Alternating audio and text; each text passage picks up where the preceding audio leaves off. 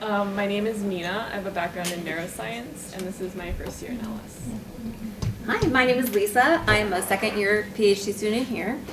Some of the questions that were being asked actually, I think, sort of specifically pertain to me in terms of the research in different advisors as well, so I can talk about that a little bit. But my background, in a nutshell, I used to be a CPS teacher and taught everything, but my other life before that was a theater artist and a theater admin, and so I'm really interested in learning that goes on in theater education, whether it be in colleges, high schools, or something that we call creative drama, which is more in the primary elementary school world. And I'm interested a little bit, is what Josh was sort of talking about in terms of gaming as well, and collaborating and sort of role play and what that does for learning. The project that I was on last year was called TOD Squared, a McDonald project. So basically, I was with I have two advisors, but I was with my advisor Susan Goldman, and then I could have stayed on that project, but I got invited to be on Allison's new K through 8 math project, and thought that would be kind of cool to see what two different research projects would look like. So now this year I'm on Allison's project working on that a little bit. And as I said, I have co-advisors, so I sort of get their expertise as well. Hi everybody, my name is Dane. So I am at a point in my trajectory that's a little bit further along than most of the people that we'll talk to today. I'm a postdoc here. I finished my degree last spring and moved on to a role on the same project that I was already working on, just in a postdoctoral capacity. My personal research interests are around building embodied technologies that allow students to explore spatial concepts in organic chemistry. I actually have a poster up over in the corner if anybody's curious about following up on any of that work, and I'm happy to talk about it. On the grant that I'm on, so Mike Steiff is the PI on that particular grant, and this grant focuses on building pedagogical simulations of chemical reactions for high school and college age general chemistry students. And so my principal role in that is as a software developer. So I'm developing all of the simulations, the mathematical models that underlie all that, and making sure that things don't blow up when they go out into the classroom. So if you have any questions about that, I'm happy to talk about that. I introduced myself before. My name is Rabia, and my background is in computer science. I'm a first-year student, so I'm not sure how much knowledge I can give you, but I'm open to any questions you might have, or anything in particular you might want to know. Hi everybody, I'm Laura Zeller. I'm a third-year LS PhD student here, and my advisor is Don Link. I have been on that project of that poster, the Assessment Literacy for Next Generation Science Standards, my entire time here, but it's wrapping up, so it won't be around next year when you guys would be starting. But I am a former high school physics teacher, and I am interested in high school science, specifically physics teacher learning. Specifically, I'm interested in the learning that happens within the space after professional development embedded in authentic practice. So I'm interested in the learning processes that teachers go through after they've taken professional development and are in the process of implementing new practices within their classroom. I recently submitted my portfolio and will be defending it next week. And is that next week? Yeah. No. Yes. Is Thanksgiving next week? No. A week from Monday, I will be. Yes, I'm also currently writing a paper for ICLS, which is due on Monday. The week after that, I will then be defending my portfolio. And I'm currently also working on writing up IRB for my pilot project for my dissertation. There's a lot of stuff. That is why I was a few minutes late. I saw all the faculty go into that side and I was like, Time to go. I'm supposed to be over there. So. Mina, can you, oh, sorry. Go for it.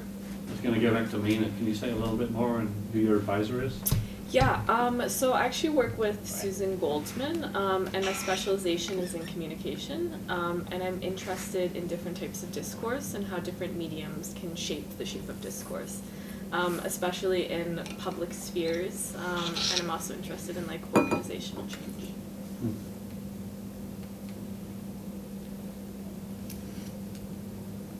So we didn't plan any like presentations on this, so it's really up to you if you have questions about their experience and how it might sync with yours, maybe.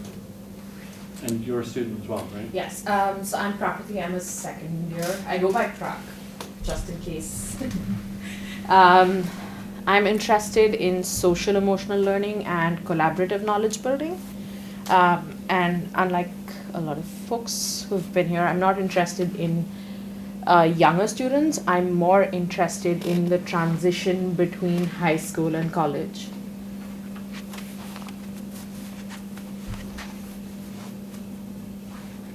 So you'd say in terms of the learning, there's a lot of focus on early learning. So it sounds like it's kindergarten or K through 8. Yes, And especially in you're SEL. Social emotional learning has a lot of stuff that happens up to middle school, and like high school onwards, it's just like, you can figure it out. So. Well, like, I'm interested in teacher learning, so it's Yeah. a focus. It's an adult learning. It's in a formal learning space, but I'm not looking at the formal learning happening in that space. I'm looking at the within practice learning of the teacher, not so it's formal. It's informal learning about formal learning, and all of that. And I'm specifically interested in informal learning environments, so nothing to do with classroom teacher situations. So museum learning or after school clubs or science centers. Haven't decided what yet, but this much I know, it will be an informal learning experience, yeah. And I straddle those worlds. You could talk about courses you've taken that you've loved. Yeah, do people know what they Yeah. would pick as their disciplinary specializations? Because I guess that will tailor a little bit about what kinds of courses you might take. So I can speak from experience from at least what I did. My trajectory is I came in to the Learning Sciences program knowing that I wanted my focus area to be in chemistry, because I ultimately wanted to be able to design interventions for college-age students who are taking organic chemistry. So I went in and I picked some classes out of the catalog in the chemistry department, and quite literally you're taking these classes alongside students who are pursuing a PhD in chemistry. So you take 500 level courses, like I took quantum mechanics, I took advanced spectroscopy. So you depending on what you choose, you get to pick some really interesting stuff. You can pick really challenging stuff. For people who pick disciplinary specializations that aren't clearly housed in one part of campus, there's a little bit more flexibility where you can select classes from different parts of campus, as long as your advisor signs off on it and says this will meet your disciplinary specialization requirements. It's usually okay. So there's always a negotiation that you can get into with that. So, for example, I'm starting my disciplinary courses coming up, and UIC does not have a doctoral program in theater, and so there's a program called the Chicago Metropolitan Exchange, where doc students from Northwestern, the University of Chicago, and UIC can take classes at each other's universities. Depends on if you don't have something at your own university, you can go to theirs. And so in the winter and spring, I will be taking 2 theater classes at the University of Chicago, which will be really exciting. How And does that work? How do you apply for those other classes? Or So there's honestly just a website that's the Chicago Metropolitan Exchange, and it tells you every single step you have to go through. So you reach out to them, you talk to your own advisors. The advisors on both sides have to talk to each other, and then it's just a form that you fill out. And the universities, because they do this all the time, they know the sort of exchange in terms of credits. So the difference being like UIC is a semester long, whereas the University of Chicago is quarters. But I don't have to worry about that necessarily, because the admin who sort of process our applications, they speak to each other all the time. So And for my disciplinary work and my electives, I kind of straddled two worlds in that I took physics classes as well as classes in science education. So I looked at, like, my disciplinary specialization is physics, but I also have this foothold in science ed from my background as well as classes I've taken here. I can only add for computer science, I know a few people were asking about communication with faculty. So before I actually joined here, I spoke with Tom as well. He's extremely helpful. I also spoke with Layla, who is not physically here, but she is available to chat with anybody. I had a really great conversation with her. I also just walked over to the CS building and met a few faculty over there. They do have a lot of projects going on in the CS department that they were open to, exploring with students from here if you're interested. So it's really a matter of finding something that fits your interest. But Joe is my advisor who works with the robots, and he was here if anyone is. He is always available as well. He's really great with giving information and just connecting you with other people in the CS department if you need. And he's usually taller, right? Much taller, yes. We met before, so yeah. When you applied, how clear were you on the specialization that you wanted to pursue? I was extremely clear. I think I was too. I wasn't. I was not. But they're not, everyone is not always clear, is what I wanted to say, yeah. Yeah, I think it can be malleable for a while until you really just need to take some classes. But I came in because I was a teacher beforehand. I had my master's in education, elementary education. Part of me was like, well, do I just want to take some classes in ed, like the education department here? Or do I want to, like, even the electives that I've taken thus far could technically be molded together to say that's my disciplinary specialization. But I eventually decided, let's just do theater, because when am I ever going to get a chance to, like, take doc classes in theater again? Like, let's just do it. But I think that was over a year and a half of, like, well, what should I do? I don't know. So I don't think necessarily have to have something. No, I right don't away. think you have to, but if you do know what you want, there's great support for that. So because I knew what I wanted to specialize in, I wanted to have those conversations. That is why I reached out to everybody on my own, and I had conversations with them to get the information that I needed to make that decision if it's a good fit. So I think that if you are very clear, you can always reach out to the faculty whose projects interest you, and they will be more than happy to, I think, chat with you more about it, or us as students. Also, if you have a clear idea, it can change. Yes. So the part of mine that has been very clear is looking at science teacher learning, high school science teacher learning. But what has changed is what piece and where that learning was. At first I was like, I want to look at PD and why it sucks and this and that. And I'm like, okay, first of all, once I got here, I realized that's not the type of research I want to do. Those aren't the questions I want to be answering.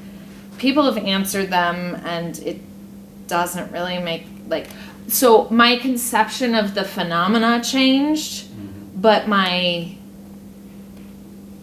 group, the people I was looking at didn't change. We have a question from Anya. What is a typical workload of classes and research in a given semester? First semester, you guys take two LS, three core LS, 2.5 LS. 2.5, yes. Learning Journal Club is 2 credit hours a semester. Meets once a week. It's the speaker series piece. That's our half. Which is open to the public when there's a speaker here, so if you want to come visit, you can. Tomorrow we have Dr. Megan back. Yeah.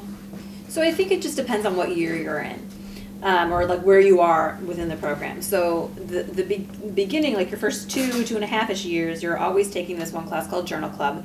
It's like that half credit we said that always meets on Fridays. And then you're taking the first several semesters sort of core learning sciences classes. And there will be on occasion where you are like, oh, I've got one free class, like I have one area that I can choose. So you can start to take a disciplinary class, or you can take an elective class. So like Proc and I last year, we took a class in social emotional learning. But you're really taking classes, sort of like 4 classes, up until, I would say, what, 2.5, 3 years? Yeah. So you're typically taking 3 to 4 classes, 3.5. So it's 1 or 2 LS courses, and then 1 or 2 either elective or disciplinary specialization courses, plus journal club. And then depending on how everything lines up, that trend dissipates somewhere in 3rd year depending on your trajectory, what you come in with master's degree, not what towards a degree things you transfer in, and just your own pathway shifts. So when people finish with coursework is different from student to student. But the person also asked in terms of research as well in a given semester. So I believe most all of us are on, so sometimes people are TAs, but that would be only 1 class, I think, that they TA. I've never TA'd before, so I don't know. My understanding is 1 class. And then if you're on a research project, then you're considered like, what do they call it, like half-time or something? 50% FTE. So you're, 20 hours a week. yeah, so it would be 20 hours a week that you would be on that research project. And sometimes that research work overlaps with your coursework stuff because you're doing stuff that is relevant to both. Sometimes it does not. That all depends on where you end up being for your appointment and where you end up being, what courses you're taking and such. How many hours do you dedicate per week To to the program? What's left for It very much depends at what point of your career Yeah. you're in, for sure. Because I can tell you towards the end when I was writing the dissertation, it was like 80 hours a week. But a lot of that's writing time, because you got to hit deadlines. I don't know what The only thing I can say as a first year is that you have to know it's a full-time program. It's not a part-time PhD. Like as Josh also said, there's no online courses, or you have to kind of be physically a part of the community. It's a lot of reading. It's a lot of reading too. A lot of reading. So Arya's just thanking everyone because she needs to leave. Okay. Thanks, Arya. I mean, I will say that people do have families here, so it's not like you're never going to see your families again. It's, like, people have families. You can have lives, absolutely. But I think what you said is like, it's a full-time job. And I think one of the nice things about this program is that it acknowledges that you have a life outside the program. But this is your full-time job outside of your life.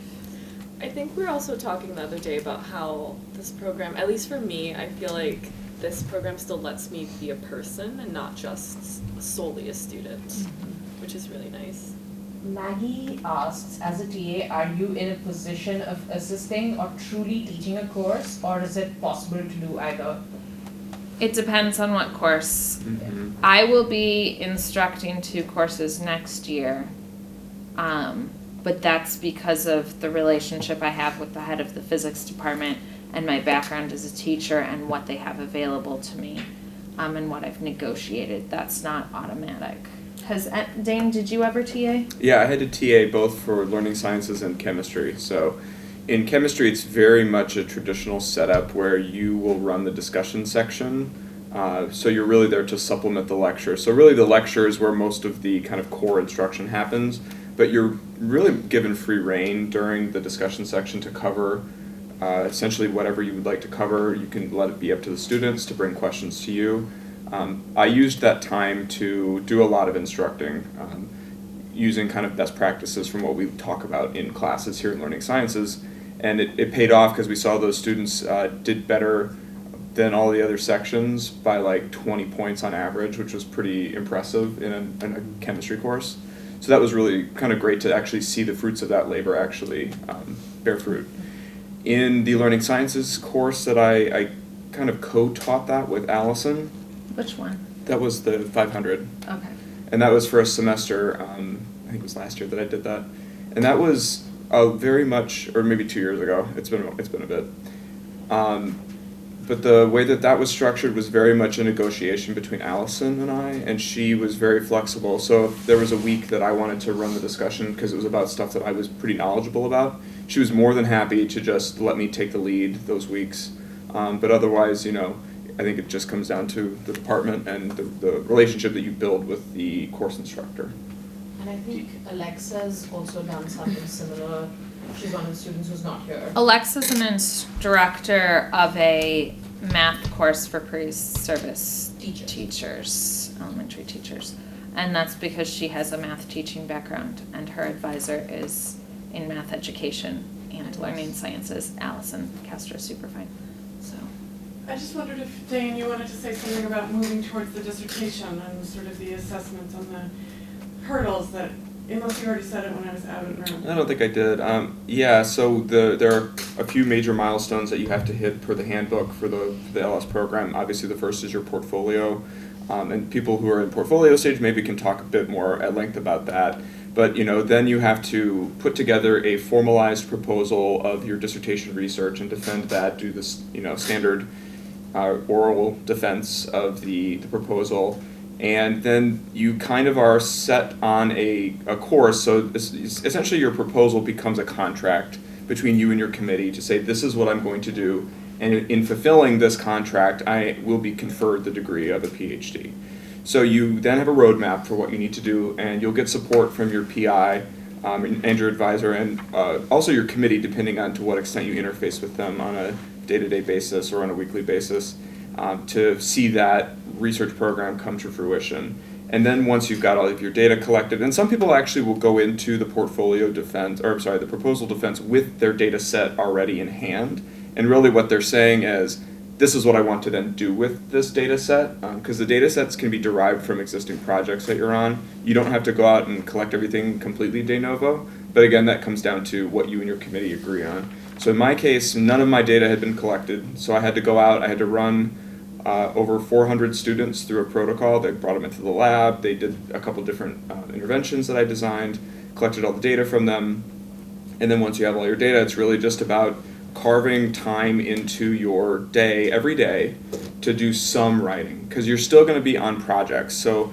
I was deeply involved in the models grant that we had, and I was also involved on the symmetry grant that came in once the models grant had been closed out. So you still will be have about 20 hours a week of project work. It does vary from week to week. So certain weeks when we were running participants on the symmetry project, I had to be in the lab. I would multitask if I could, but that's kind of difficult when you're doing kind of generative creative stuff like writing. But I got into a groove where every morning I would get up, 7 o'clock, I would go to the coffee shop and work for at least 3 or 4 hours, some days longer, but you chip away at it slowly enough, you get to a point where the dissertation is there, it's in front of you. And yeah, there are times where it fits and starts, you go with the best intentions to actually get writing done, nothing comes out, but then other days the inspiration just flows through your fingertips, it just depends. And then your advisor and you will set a schedule for making sure that you're making progress and maintaining progress on the dissertation. So I would regularly send drafts of this to Mike where he would go through, he would add comments, helpful suggestions. He would point me to literature that maybe I wasn't aware of to help me enhance my arguments. And then once everything is okayed, you send it off to your committee, hope that they think it looks good, and then you go into the defense.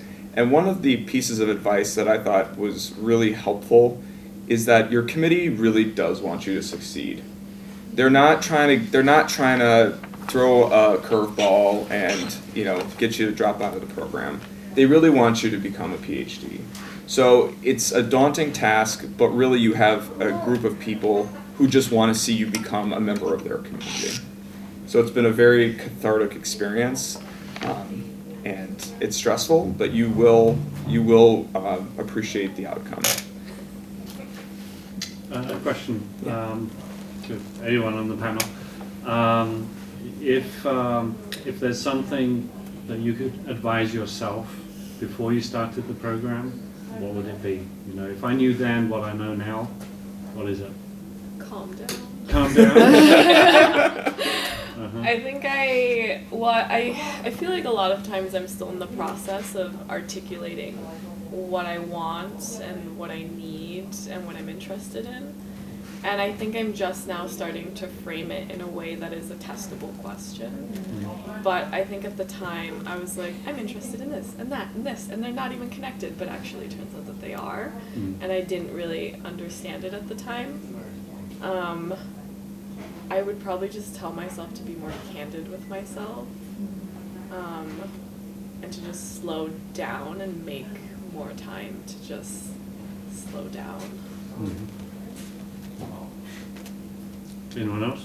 Oh yeah, I want to let other people. I think that just knowing that it's okay that you don't have all the answers. Like, I would, if someone says, what are you interested in? Kind of like going back to what Mina said, that I know some things for sure, but other things not so much. And I was always trying to find the best way to answer that question. And it's okay if you don't have the best way to answer that question. And I've been told that multiple times by faculty as well as students, which is great. So also a lot of the times, the advice that people gave me when I talked to a lot of the students or people who have either been through their process or were considering it, or just faculty here or otherwise, was that it's okay also to know that you can change your mind, as somebody else has also said. So even if you go in saying, this is exactly what I want to do, but somewhere along the line you decide, I don't know, this interests me more right now, that is okay. It is okay to make that move, and nothing is set in stone. So there is that flexibility, and you should know that going into a program. I think it helps. So you're not so stressed about a certain direction. So the first thing is you will feel like an imposter, and that's okay. And this, I think, directly relates to this of like, I don't know everything. That's okay. And that continues. It does. It's just like it's shades of gray. Like eventually it fades away. And point number 2 is that a PhD is really, it's a research apprenticeship. So if your goal is to become a better teacher, this is probably not the right path. What you really want to do is become a skilled researcher in a particular area and contributing new knowledge to a field. That's what a PhD is for. So I think that's kind of a core question we all have to grapple with at some point.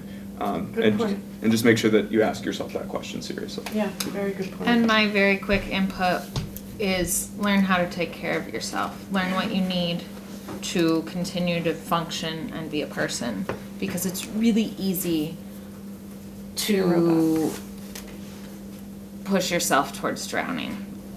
If you're in a PhD program, you are a high achiever. You want to do as best you can, and there's a lot of work to do. So just making sure you're also taking care of yourself. That's important. No matter where you are. I think it's easier here than it is. I get the impression that it is other places. I have never been to these other places. But there's a lot of people here to support you in that. You will not be alone if you come here. So just know that. The students support each other really nicely. Did you talk about the student association? I was just going to say you should have said that. Sure. So she is actually the head of She's her our student their association, president. and she is awesome at it. So she should probably say something about that. So we have this thing called the Learning Science Student Association. They're trying to make one for ICLS, and they're thinking about calling it the same thing. And I'm like, we have that name already. But anyway, so what that is it's a student group for students, by students.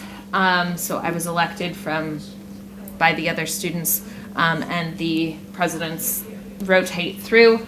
But it's all about what we want for ourselves and what we're going to do for ourselves. So we've put together workshops and things. Alexa and I put a bunch of workshops together over the last 2 years about things that the students are interested in. We have social time to just kind of decompress.